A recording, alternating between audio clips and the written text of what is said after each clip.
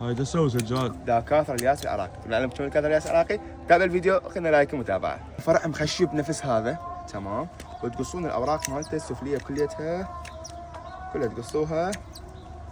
هذا يساعدنا سندانه ثانيه، هذا اقدر ازرعه تمام، بس انا اختاريت جذع 200 افضل حتى يكون اساس قوي للنبته تمام.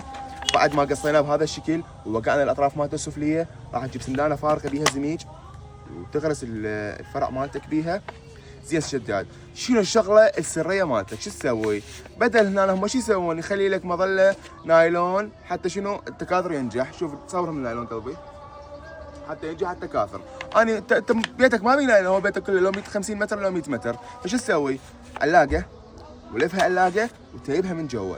اول ما تسقيها وتلفها علاقه، ورا كل 3 اسابيع اسقيها مره واحده. بعد التكاثر عندك مليار بالمية ينجح. اذا ما نجحت عاتبني. وقت التكاثر الوقت يكون احنا حاليا في شهر 12، نهايه شهر 12 نكاثر به.